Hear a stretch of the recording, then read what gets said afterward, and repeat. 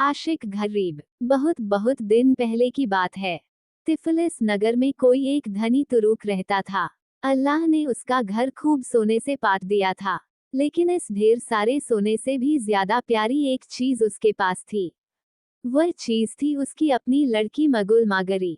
आकाश में तारों की छवि का क्या कहना, लेकिन इन तारों की ओट में बसते हैं फरिश्ते, और ये फरिश्ते उनसे भी ज्यादा सुंदर होते हैं। यही बात मगुल मागरी के बारे में थी।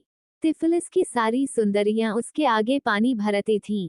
तिफलिस नगर में ही एक लड़का भी रहता था। उसका नाम था आशिक गरीब। नंगा बूचा ही अल्लाह ने उसे इस दुनिया में भेजा था, और नंगा बूचा ही उसे रखा। उदात्ता हृदय और गीत बनाने की प्रतिभा, इनके सिवा अल्लाह ने उसे और कुछ नहीं दिया था। वह अपना साज, अपना रुबाब उठाता, उसकी झनकार पर तुर्किस्तान के प्राचीन वीरों के तराने गाता, ब्याह शादियों में जाकर धनी लोगों की खुशी के मौकों पर उनका जी बहलाता। ब्याह शादी के ऐसे ही एक मौके पर मगुल मागरी को पहली बार उसने देखा था। तभी से दोनों एक दूसरे को चाहने लगे। लेकिन मगुल मागरी आशिक गरीब के लिए निर्धन का सपना थी, और उसका हृदय उतना ही उदास हो गया जितनी की जाड़ों की रात होती है। एक दिन बाग में अंगूर की बेल तले घास पर पड़े पड़े उसकी आंखें झपक गईं। संयोग की बात की उसी समय अपनी सखी सहेलियों के साथ मगुल मागरी उधर से गुजरी। सखी सहेलियों में एक ने देखा कि आशिक गरीब अथवा रुबाब वादक सो रहा है। वह ठिठक कर पीछे रह गई और उसके पास पहुंची। वो गुनगुना उठी, दीवाने ओ दीवाने, अंगूरी लता वितान तले लंबी ताने, क्यों पड़ा यहाँ, उठ दीवाने, उठ जाग देख तेरी हिरनी, तेरे समीप से गुजर रही है अनजाने, ओ दीवाने। वह चेता, नन्ही चिड़िया की भांति लड़की फुर से भाग गई। मगुल मागरी ने उसे गुनगुनाते हुए सुन लिया था। वो उसे झिड़कने लगी। लड़की ने जवाब दिया, ए काश कि तुझे पता होता किसको वह गीत सुना आई, तो मुझे झिड़कने के बजाय तू लाख शुक्रिया ही देती। वह और कोई न था सजनी, वह था तेरा आशिक गरीब। मुझे ले चल उसके पास, मगुल मागरी ने कहा, और वे चल दी। आशिक गरीब का चेहरा उदासी में डूबा था। ये देखकर मगुल मागरी उसका हाल चाल पूछने और उसे ढाढ़स बंधाने लगी। दुख का घूंट पीने के सिवा मैं और कर भी क्या सकता हूँ। आशिक गरीब ने उससे कहा, मैं तुझसे प्यार करता हूँ, फिर भी तू कभी मेरी नहीं हो सकती। विवाह के लिए मेरे पिता से बात करो न। मगुल मागरी ने कहा, अपने ही खर्च से वह शादी कर देंगे और मुझे इतना धन देंगे जो हम दोनों की गुजर बसर के लिए काफी होगा।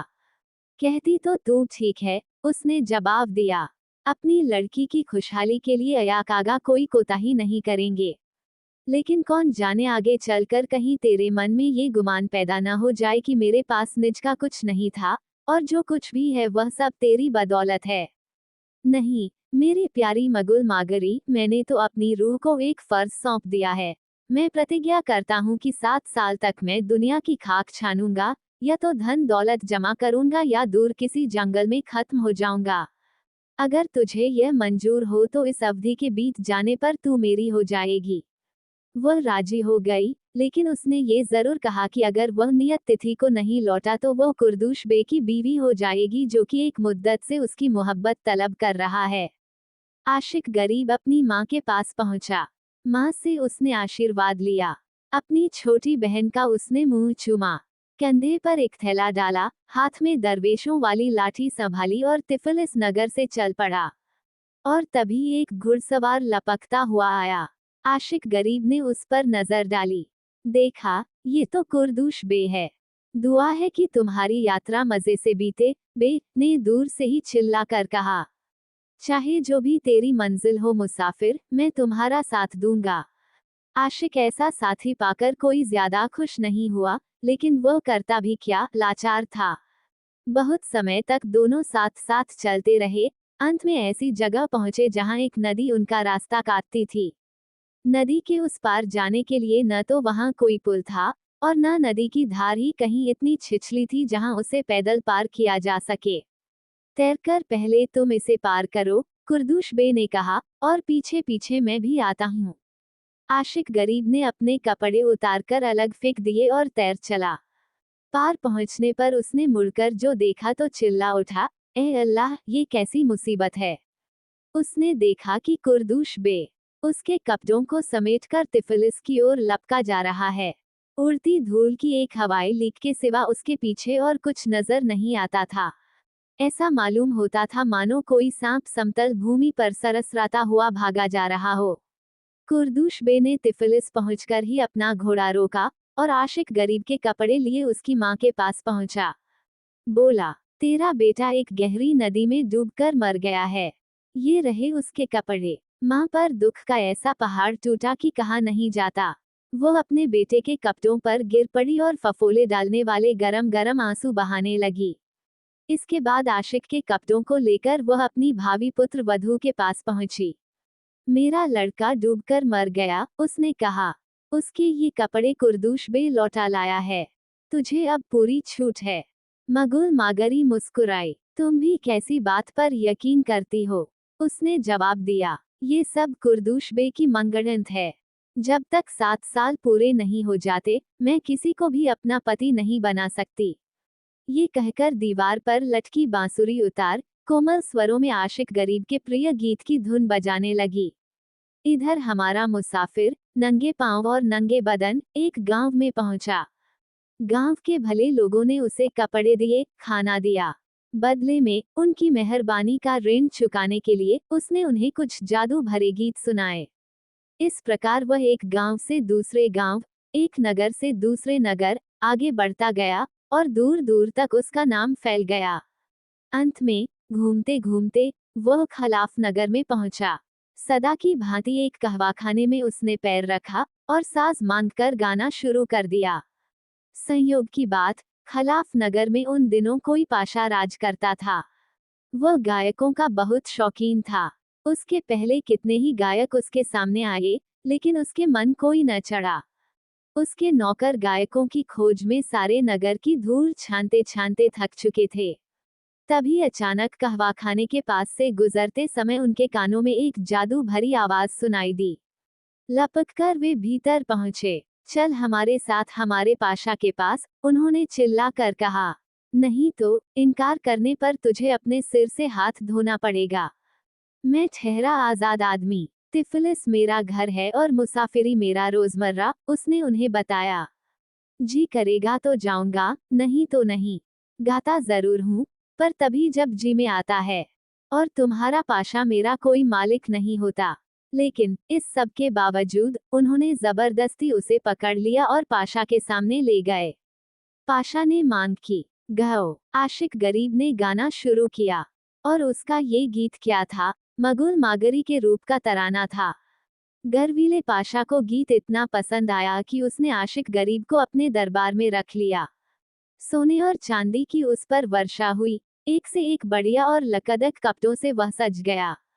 खुशी से भरा और रंगीन जीवन अब वह बिताता, ऐशो इशरत में गोते लगाता। मगुल मागरी को वह भूल गया था या नहीं, ये तो बंदे को नहीं मालूम, लेकिन इंतजार की नियत अवधि खिसकी जा रही थी। 7 में से आखिरी साल जल्द ही खत्म होने वाला था, लेकिन यहाँ से विदा होने की अभी तक उसे कोई सुध नहीं थी। इसी समय 40 ऊंटों और 80 गुलामों का कारवां लेकर कोई सौदागर तिफिलिस से रवाना होने वाला था। सो मगुल मागरी ने उसे अपने पास बुलाया। उसे सोने का तश्त दिया और कहा, इस तश्त को अपने साथ लेते जाओ। जिस नगर में भी पहुंचो, अपने सामान के साथ इसे अच्छी जगह पर सजाकर रखना। और यह बात अच्छी तरह फैला देना कि जो कोई अपने आप को इस तश्त का मालिक साबित करेगा, उसे ये तश्त ही नहीं बल्कि साथ में उसके वजन के बराबर सोना और दिया जाएगा। सौदागर चल दिया। जिस जगह भी पड़ाव डालता, मगुल मागरी ने जो काम सौंपा था, उसे करता। लेकिन ऐसा कोई न मिला जो सोने के तश्त का मालिक होना मंजूर करता और अपने इस दावे को साबित करता। सो न तो किसी ने वह तश्त हासिल किया, न ही उसके वजन के बराबर सोना। सौदागर का सब सामान करीब करीब बिक चुका था। बचे खुचे सामान के साथ वह खलाफ नगर में पहुंचा और मगुल मागरी की शर्तों को समूचे नगर में फैला दिया। आशिक गरीब ने भी इस बारे में सुना, भागकर उस कारवां सराय में पहुंचा जहां तिफिलिस का सौदागर टिका था, और सौदागर की दुकान पर सजे सोने के तश्त को देखा। यह मेरा है, उसने कहा और तश्त को अपने हाथों में दबोच लिया।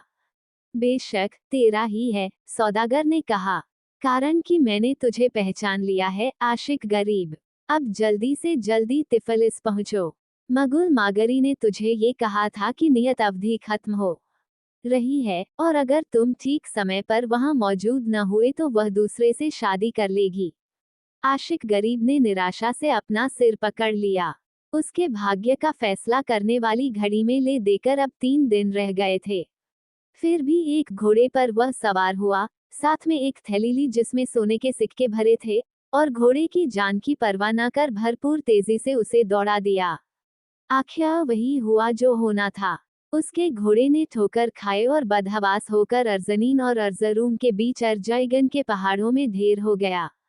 अब वो क्या करे? अर्जनीन से तिफिलिस तक घोड़े पर 30 दिन का रास्ता है, लेकिन वह था कि उसके पास कुल मिलाकर 2 दिन से ज्यादा समय नहीं था।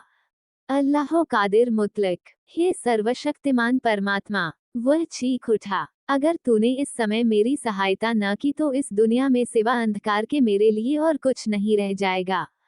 और वह एक चट्टान से कूदने के लिए आगे बढ़ा।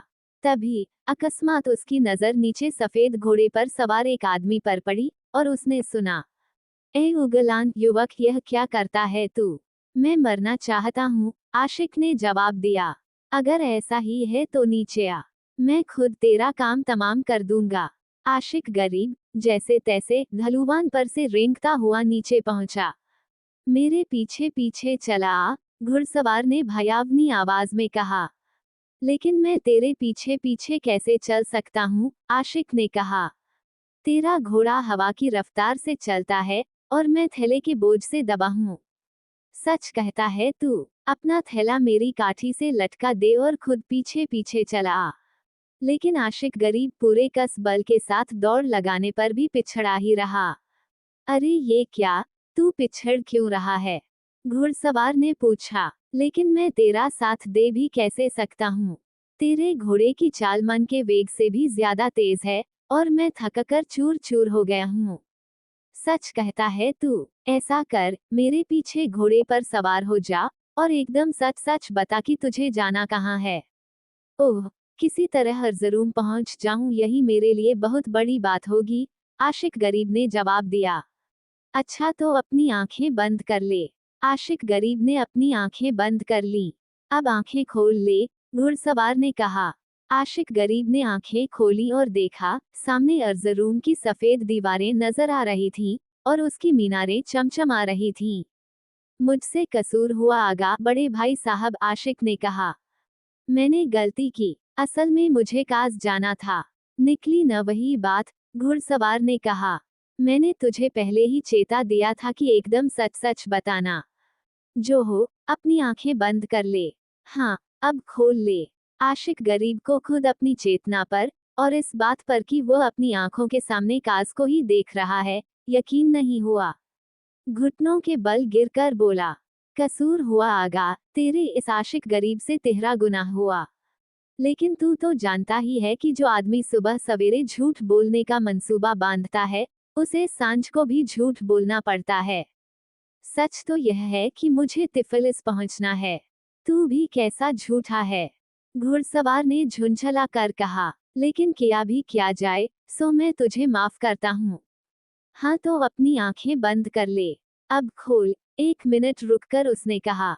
आशिक खुशी के मारे चीख उठा। वे अब तिफसल के दरवाजे पर खड़े थे।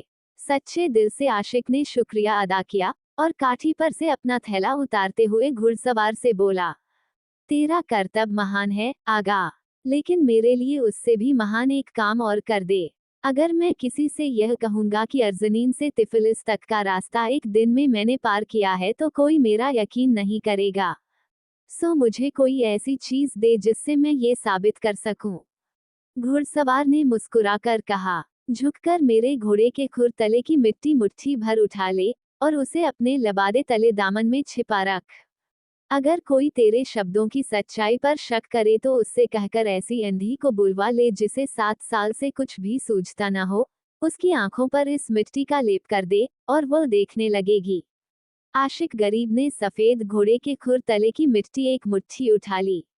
लेकिन जैसे ही उसने सिर उठाया तो देखा कि घुड़सवार और उसका घोड़ा दोनों ही गायब हैं। तब उसे पक्का यकीन हो गया कि उसका रक्षक हैदर इलियास या जोरों काफिरों के शब्दों में संत जॉर्ज के सिवा और कोई न था। काफी रात बीतने के बाद ही आशिक गरीब अपने घर पहुंच सका। कांपते हाथों से उसने दरवाजा खटखटाया। साथ ही अपनी अन्ना को, माँ को, आवाज दी। अन्ना, अन्ना, दरवाजा खोल। मैं एक पाहुना हूँ। खुदा ने तेरे दरवाजे पर मुझे भेजा है। भूख और पाले के मारे बेहाल हूँ। रहम कर, अपने मुसाफिर बेटे के नाम पर मुझे अंदर आने दे। जवाब में बुढ़िया की कमजोर आवाज आई। राहगीरों को शरण देने के लिए अमीरों और कदीरों शक्तिवानों के घर मौजूद हैं। सारे नगर में ब्याह शादियां हो रही हैं। तू वहीं जा, वहां तेरी रात मजे में गुजर जाएगी। अन्ना, उसने जवाब में कहा, यहाँ मैं किसी को नहीं जानता, इसलिए तुझी से फिर विनती करता हूँ। अपने मुसाफिर बेटे के नाम पर मुझे अंदर आने दे। इस पर उसकी बहन ने माँ से कहा, मैं उठती हूँ, माँ, और उसके लिए दरवाजा खोल देती हूँ। नाकारा लड़की, माँ ने कहा, युवक लोगों को देखते ही तेरी लार टपकने लगती है और तू खूब उनकी आवभगत करती है। मुझे तो कुछ दिखाई देता नहीं। इतने आंसू मैंने बहाए हैं कि 7 साल से मुझे कुछ दिखाई नहीं देता। माँ झिड़कियां देती ही रही और लड़की ने उठकर आशिक गरीब के लिए दरवाजा खोल दिया। रस्मी दुआ सलाम के बाद वह बैठ गया और हृदय में भावनाओं का अंबार छिपाए अपने चारों ओर देखने लगा। मधुर आवाज देने वाले अपने सास पर उसकी नजर पड़ी जो दीवार पर लटका था। सास के ऊपर धूल की तह पर तह चढ़ी थी। उसने अब अपनी माँ को कुरेना शुरू किया, वह दीवार पर क्या लटका है? तू भी कैसा मीनमेखी मेहमान है। उसने जवाब दिया, बस इतना ही गनीमत समझ कि तुझे एक आध रोटी मिल जाएगी और अल्लाह का नाम लेकर सुबह ही तुझे यहाँ से विदा कर दिया जाएगा। उसने जवाब में कहा, मैं तुझे पहले ही बता चुका हूँ कि तू मेरी अपनी माँ है और यह मेरी बहन है, और इसीलिए मैं तुझसे ये जानना चाहता हूँ कि दीवार पर वह क्या लटका हुआ है। ये साज है, साज। उसकी बात का यकीन न करके बुढ़िया ने झुंझलाकर जवाब दिया, साज, साज से तेरा क्या मतलब है? गाना गाते समय इसे बजाया जाता है। इस पर आशिक गरीब बुढ़िया के पीछे पड़ गया और कहने लगा कि बहन उसे साज उतार कर दिखा दे। बुढ़िया ने जवाब दिया, भला ये कैसे हो सकता है? ये साज मेरे दुखियारे बेटे का है और लंबे लंबे 7 साल से यहीं दीवार पर लटका है। किसी भी जीवित आदमी ने इसे अपने हाथ से नहीं छुआ। लेकिन उसकी बहन उठी और दीवार से साज को उतारकर उसे दे दिया। इसके बाद आकाश की ओर उसने अपनी आंखें उठाईं और दुआ के ये शब्द उसके मुंह से निकले, अल्लाह कादिर मुतलक, अगर मेरे भाग्य में अपने मन की इच्छा पूरी करना बदा है तो तू ऐसा कर कि मेरा ये 7 तारों वाला साज ठीक उन्हीं स्वरों में झनकार उठे जिन स्वरों में कि 7 साल पहले आखिरी बार मैंने इसे बजाया था। और उसने तांबे के तारों को छेड़ा। तारों से संवादी स्वरों में झनकार प्रकट हुई और उसने गाना शुरू किया, मैं आशिक गरीब हूँ, गरीब यानी मुसाफिर, और पांवों में मेरे सनीचर है और निर्बल हैं मेरे बोल। फिर भी हैदर इलियास ने ऊंची और गहरी चोटी पर से उतरने में मुझे मदद दी। माना कि मैं गरीब हूँ और निर्बल हैं मेरे बोल, फिर भी मुझे घर से निकले अपने बेटे को पहचानो मेरी माँ। उस पर माँ की आंखों से आंसू फूट पड़े और वह बोली, तुम्हारा नाम क्या है? रशीद, सरल हृदय उसने जवाब दिया। तू तो अपनी कह चुका, अब मेरी भी सुन, रशीद। बुढ़िया ने कहा, अपनी बातों से तूने मेरे हृदय को छलनी छलनी कर दिया है। इसी रात मैंने सपने में देखा, मेरी आंखें अब सपनों में ही देख पाती हैं कि मेरे बाल एकदम सफेद हो गए हैं। आंसुओं ने 7 साल से मुझे अंधी बना दिया है। तेरी आवाज उसकी आवाज से मिलती है, सो तू ही बता कि मेरा बेटा कब लौटेगा। और आंसू बहाते हुए उसने यह बात एक बार फिर दोहराई। आशिक ने बहुतेरा बताया कि वही उसका बेटा है, लेकिन बेकार। बुढ़िया ने यकीन नहीं किया। कुछ मिनट तक रुकने के बाद उसने विनती की, मेरी अच्छी माँ, कम से कम इतना तो कर कि यह साज मुझे दे दे कि इसे लेकर जरा मैं अपना नसीब आजमा सकूं। पास ही मैंने सुना है एक शादी हो रही है। मेरी बहन मुझे वहां का रास्ता दिखा देगी। वहां मैं गाऊंगा बजाऊंगा और जो कुछ मिलेगा उसमें तुम दोनों का भी साझा रहेगा। नहीं, यह मैं नहीं मान सकती, बुढ़िया ने जवाब दिया। जब से मेरा लड़का गया है, ये सास कभी घर से बाहर नहीं हुआ। लेकिन उसने कस्में खानी शुरू की कि वह सास का एक भी तार इधर उधर नहीं होने देगा। अगर एक भी तार टूट गया, उसने जोर देकर कहा, तो मैं अपने सारे माल मता के साथ इसके लिए जिम्मेदार होऊंगा। सो बुढ़िया ने उसकी थैली को टटोला और यह जानकर कि वह सिक्कों से भरी है, उसे साज ले जाने की इजाजत दे दी। बहन ने उसे रास्ता दिखाया और उस धनी घर में, जहां धूमधाम से शादी की दावत हो रही थी, उसे छोड़कर खुद बाहर दरवाजे पर खड़ी हो गई। वह देखना चाहती थी कि अब आगे क्या होता है। मगुल मागरी इसी घर में रहती थी और ठीक इसी रात वह कुर्दूश बे की पत्नी बनने वाली थी। कुर्दूश बे अपने सगे संबंधियों और संगी साथियों के साथ खान पान में मस्त था और मगुल मागरी बढ़िया कामदार चतरे पर्दे के पीछे अपनी सखी सहेलियों के साथ बैठी थी। उसके एक हाथ में जहर भरा प्याला था और दूसरे में तेज खंजर। उसने कसम खाई थी कि कुर्दूश बे के पलंग पर पांव रखने से पहले ही वह अपना काम तमाम कर लेगी। तभी चतरे की ओट में उसने सुना कि कोई अजनबी आया है। वह कह रहा था, सलाम अलैकुम, खुदा तुम्हें राहत दे। तुम यहाँ दावत उड़ा रहे हो और खुशियाँ मना रहे हो। मैं एक गरीब परदेशी राहगीर हूँ। मुझे भी यहाँ बैठने की इजाजत दो। मैं तुम्हें गीत सुनाकर खुश कर दूंगा। क्यों नहीं, कुर्दूश बे ने कहा। यह शादी का मौका है। गाने और नाचने वालों को भला कौन मना करेगा। सो तू भी कुछ सुना, आशिक, मैं तुझे अंजलि भर सोना देकर विदा करूंगा। इसके बाद कुर्दूश बे ने आशिक गरीब से पूछा, तेरा नाम क्या है, राहगीर? शिंदी गरूरसज। वल्लाह, क्या नाम है? बे हंसी का फव्वारा छोड़ते हुए चिल्ला उठा, ऐसा नाम तो मैंने पहली बार ही सुना है। जन्म से पहले जब मेरी माँ के पेट में पीड़ा शुरू हुई तो पड़ोसी दरवाजे पर आते और पूछते अल्लाह ने क्या दिया है, लड़का या लड़की? और उन सबको एक ही जवाब मिलता, शिंदी गरूरसस, तुम्हें जल्दी ही पता चल जाएगा। इसके बाद उसने अपना साज उठाया और गाना शुरू कर दिया। खलाफ नगर में मैंने मिस्री मदिरा का जाम पिया, पर खुदा ने मुझे पर दिए और 3 दिन में उड़कर मैं यहाँ आ गया। कुर्दूश बे के भाई के दिमाग में बुद्धि की जगह गोबर भरा था। उसने अपना खंजर निकाल लिया और चिल्लाकर बोला, तू झूठ बोलता है। खलाफ से यहाँ तक कोई 3 दिन में कैसे आ सकता है? लेकिन तूने ये खंजर क्यों निकाल लिया है? आशिक गरीब ने कहा, गायकों के लिए यह एक आम बात है कि वे दुनिया के चारों कोनों से एक ही जगह पर जमा होते हैं। फिर मैं अपने गीत के लिए तुझसे कुछ वसूल भी नहीं कर रहा हूँ। चाहे यकीन कर चाहे न कर, ये तो तेरी मर्जी है। गाने में बाधा न दे, दूसरे ने कहा और आशिक गरीब ने फिर से गाना शुरू कर दिया। अर्जनीन घाटी में मैंने नमाज़े पेशी, सुबह की पहली नमाज पढ़ी, दोपहर की अर्जरूम नगर में, मगरिब की, सूर्यास्त की काज नगर और सांझ की तिफिलिस में। अल्लाह ने मुझे पर दिए और मैं उड़कर यहाँ आ पहुंचा। अगर मैं झूठ बोलता हूँ तो खुदा करे कि मैं सफेद घोड़े तले गारत हो जाऊं। वह चलता क्या था, तेज छलांगे मारता था, तने हुए रिस्से पर नृत्य करने वाले नट की भांति पहाड़ से घाटी में, घाटी से पहाड़ पर। मिवलिन ने, हम सबके परवरदिगार ने, आशिक को पर बख्शे, और वो उड़कर मगुल मागरी की शादी में आ पहुंचा। इस पर मगुल मागरी ने, उसकी आवाज पहचानकर, जहर के प्याले को एक ओर फेंक दिया, और खंजर को दूसरी ओर। अच्छा तो क्या इसी तरह तू अपनी कसम रखती है? उसकी एक सहेली ने कहा। इसका मतलब ये कि तूने आज की रात कुर्दूश बे की बनना तय कर लिया है। तू नहीं पहचान सकी, लेकिन मैंने उस आवाज को पहचान लिया जो मुझे इतनी प्यारी है, मगुल मागरी ने जवाब दिया और कैंची से चतरा को काटकर एक झरोखा सा बना दिया। और जब उसने आशिक गरीब के चेहरे पर नजर डाली और उसे पक्की तौर पर पहचान लिया तो उसके मुंह से एक चीख निकली। भागी भागी वो उसके पास पहुंची और उसकी गर्दन में अपनी बाहें डाल दी। इसके बाद दोनों बेसुध होकर गिर पड़े। कुर्दूश बे का भाई खंजर ताने उन पर टूट पड़ा।